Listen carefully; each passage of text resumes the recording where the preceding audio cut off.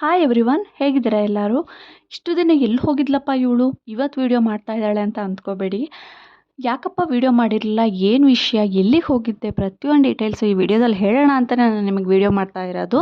ಇರೋನೊಬ್ಬ ಅಣ್ಣ ತುಂಬ ಚೆನ್ನಾಗಿ ಮದುವೆ ಮಾಡಬೇಕು ಅನ್ನೋದು ಎಲ್ಲ ತಂಗಿಯವರ ಆಸೆ, ಅಪ್ಪ ಅಮ್ಮನ ಆಸೆ, ಪ್ರತಿಯೊಬ್ಬರು ಆಸೆ ಕೂಡ ಹೌದು. ಮದುವೆ ಏನೋ ಚೆನ್ನಾಗೇ ಆಯಿತು, ಬಟ್ ತುಂಬಾ ಇಶ್ಯೂಸ್ಗಳು ಆಯಿತು. ಸೊ ನಮಗಂತೂ ತುಂಬಾ ಬೇಜಾರಾಯಿತು. ಪರ್ಸ್ನಲಿ ನನಗಂತೂ ಸಖತ್ ಬೇಜಾರಾಯಿತು. ಇನ್ನು ನಿಮಗೆಲ್ಲ ಗೊತ್ತಿದೆ ನಾನು ಯಾಕಪ್ಪ ವೀಡಿಯೋಸ್ ಅಪ್ಲೋಡ್ ಮಾಡಿಲ್ಲ ಅಂತ. ನನ್ನ ಇನ್ಸ್ಟಾಗ್ರಾಮ್ನ ಯಾರ್ಯಾರು ಫಾಲೋ ಮಾಡ್ತಿದ್ರೆ ಅವರಿಗೆಲ್ಲ ಗೊತ್ತಿರುತ್ತೆ. ಆಲ್ಮೋಸ್ಟು ನನ್ನ ಫ್ರೆಂಡ್ಸ್ ಆಗಲಿ, ಫ್ಯಾಮಿಲಿ ಮೆಂಬರ್ಸ್ ಆಗಲಿ, ಎಲ್ಲರಿಗೂ ಗೊತ್ತಿರುತ್ತೆ. ಆದರೂ ಇನ್ನೊಂದು ಸಲ ಇನ್ಫಾರ್ಮೇಷನ್ ಹೇಳ್ತಾ ಇದ್ದೀನಿ ನಾನು ಏನು ಅಂತ. ನಾನು ಅಪ್ಲೋಡ್ ಮಾಡಿರೋಂತಹ ಇನ್ಸ್ಟಾಗ್ರಾಮಲ್ಲಿರೋಂಥ ಫೋಟೋಸ್ನ ಥ್ರೆಡ್ಸಲ್ಲಿ ಯಾರೋ ತುಂಬಾ ಮಿಸ್ಯೂಸ್ ಮಾಡಿದ್ರು. ಆ ಇನ್ಸಿಡೆಂಟಿಂದಂತೂ ನನಗೆ ತುಂಬಾ ಬೇಜಾರಾಗ್ಬಿಡ್ತು. ಯಾಕಪ್ಪ ಈ ಥರ ಮಾಡ್ತಾರೆ ಅಂತ. ಒಂದು 10-15 ಅಕೌಂಟಲ್ಲಿ ಫೋಟೋಸ್ ಹಾಕಿದ್ದಾರೆ. ಇದಕ್ಕೆಲ್ಲ ರೀಸನ್ ಏನು ಗೊತ್ತಾ, ನಾನು ಪಬ್ಲಿಕ್ ಮಾಡಿರೋದು ಅನಿಸುತ್ತೆ. ನಿಜವಾಗ್ಲೂ ನಾನು ಅಕೌಂಟ್ನ ಪ್ರೈವೇಟ್ ಇಟ್ಕೋಬೇಕಿತ್ತು, ಪಬ್ಲಿಕ್ ಮಾಡಿದೆ. ಅದು ನನ್ನ ಫಾಲ್ಟು ಅಂತ ನನಗೆ ನಿಜವಾಗ್ಲೂ ಆವಾಗ ರಿಯಲೈಸ್ ಆಯಿತು. ಸೊ ಇನ್ನು ಮುಂದೆ ಆ ತಪ್ಪು ಮಾಡೋದು ಬೇಡ ಅಂತಲೂ ಅಂದ್ಕೊಂಡೆ. ವ್ಲಾಗ್ ಮಾಡ್ತಿದ್ದೆ, ಸೊ ಅದಕ್ಕೋಸ್ಕರ ನಾನು ಪಬ್ಲಿಕ್ ಮಾಡಿಕೊಂಡೆ ಬಿಟ್ಟರೆ ಬೇರೆ ಯಾವ ರೀಸನ್ ಕೂಡ ಇರಲಿಲ್ಲ. ಬಟ್ ಸರಿ ಆಯಿತು ಅಂದ್ಕೊಂಡು ಸುಮ್ಮನಾದೆ. ಆವಾಗ ನಾನು ತುಂಬಾ ಅಪ್ಸೆಟ್ ಆದೆ. ಸೊ ನಾನು ಯಾವ ಸೋಷಿಯಲ್ ಮೀಡಿಯಾನೂ ಬೇಡ, ಏನೂ ಬೇಡ ಅಂತ ಅಂದ್ಕೊಂಡು ಸುಮ್ಮನೆ ಆದೆ ಅಷ್ಟೇ. ಇನ್ನು ಹಳದಿ ಶಾಸ್ತ್ರದಾಗಲಿ, ಅಣ್ಣನ ಮುಹೂರ್ತದ್ದು, ರಿಸೆಪ್ಷನಿದು ಪ್ರತಿಯೊಂದು ವೀಡಿಯೋನೂ ನಾನು ಮಾಡ್ಕೊಂಡಿದ್ದೆ.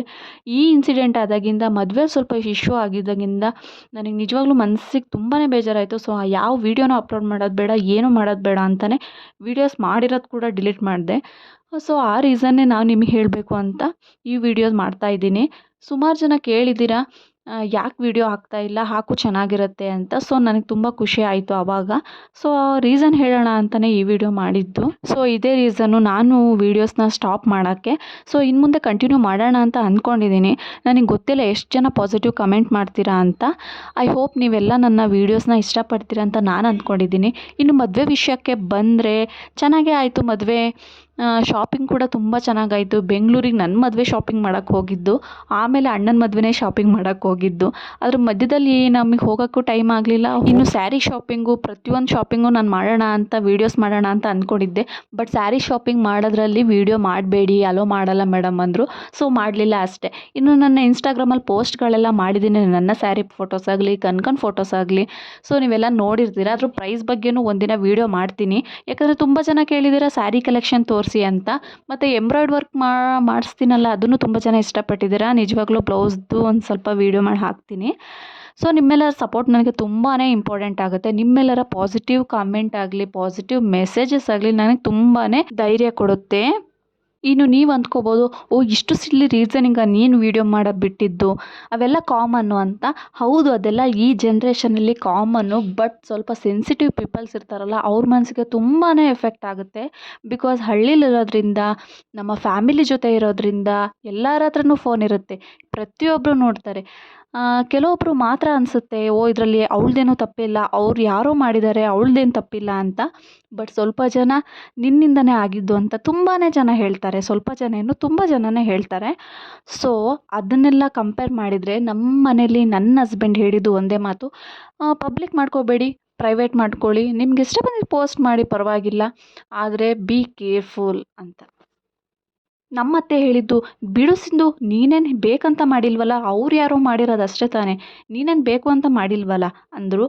ಸೊ ಇದೆಲ್ಲ ಹೇಳಿದ್ರಿಂದ ನನಗೊಂದು ಸ್ವಲ್ಪ ಹೌದಲ್ವಾ ಅನ್ನಿಸ್ತು. ಓವರ್ ಟೆನ್ಷನ್ ನಿಜವಾಗ್ಲೂ ಮಾಡ್ಕೋಬಾರ್ದು. ಅದೇನಾಗುತ್ತೆ ಆಗಲಿ, ನೋಡೋಣ. ನಮ್ಮ ಜೊತೆ ಫ್ಯಾಮಿಲೀಸ್ ಇರ್ತಾರೆ, ಹಸ್ಬೆಂಡ್ ಇರ್ತಾರೆ ಅಲ್ವಾ. ಸೊ ನಾನು ಸುಮ್ಮನೆ ಆದೆ. ಸೊ ಇನ್ನು ಮುಂದೆ ವೀಡಿಯೋಸ್ ಮಾಡೋಣ ಅಂತ ಅಂದ್ಕೊಂಡಿದ್ದೀನಿ.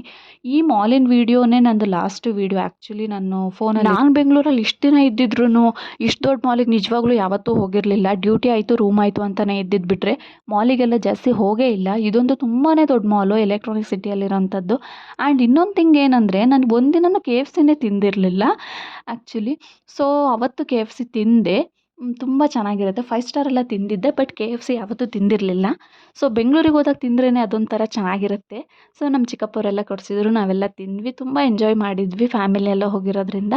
ನನ್ನ ಮಗ ಇನ್ನೂ ಒಂದು 2 ಇಯರ್ಸ್ ಆಗಬೇಕು, ಆವಾಗ ಆ ಆಟ ಎಲ್ಲ ಆಟಾಡ್ತಾನೆ ಚೆನ್ನಾಗಿ. ಇನ್ನು ತನ್ವಿ ಜೊತೆ ಸೇರಿಕೊಂಡ್ರೆ ನನ್ನ ಮಗ ನನ್ನ ಕಂಟ್ರೋಲೆಲ್ಲ ಇರೋಲ್ಲ. ಬರಬೇಕಾದ್ರೆ ನಾವು ಟ್ರೈನಿಗೆ ಬಂದ್ವಿ. ಆ ಟ್ರೈನ್ ಸ್ಟೋರಿ ಹೇಳೋಕ್ಕೆ ಒನ್ ಡೇನೂ ಸಾಲಲ್ಲ. ಸೊ ಇನ್ನೊಂದು ವೀಡಿಯೋ ಯಾವಾಗಲಾದ್ರು ಅಪ್ಲೋಡ್ ಮಾಡಿದರೆ ಅದರಲ್ಲಿ ಹೇಳ್ತೀನಿ ನಾನು. ಈ ಎಲ್ಲ ರೀಸನ್ಸ್ನ ನಿಮಗೆ ಹೇಳಬೇಕು ಅಂತಲೇ ನಾನು ಈ ವಿಡಿಯೋ ಮಾಡಿದ್ದು ಅಷ್ಟೇ. ಐ ಹೋಪ್ ಈ ವಿಡಿಯೋ ನಿಮಗೆ ಇಷ್ಟ ಆಗಿದೆ ಅಂತ ಅಂದ್ಕೊಳ್ತೀನಿ. ಸೊ ಹೀಗೆ ನನ್ನ ಸಪೋರ್ಟ್ ಮಾಡ್ತಾ ಇರಿ, ನಾನು ವೀಡಿಯೋಸ್ನ ಹಾಕ್ತಾ ಇರ್ತೀನಿ. Thanks for watching. ನಿಮ್ಮ ಸಮಯನ ನನ್ನ ವೀಡಿಯೋಗೋಸ್ಕರ ನೀವು ಶೇರ್ ಮಾಡಿದ್ದಕ್ಕೆ ಥ್ಯಾಂಕ್ ಯು ಸೋ ಮಚ್. ಸಿಗ್ತೀನಿ ನೆಕ್ಸ್ಟ್ ವಿಡಿಯೋದಲ್ಲಿ. ಅಂಟಿಲ್ ದೆನ್ ಬಾಯ್.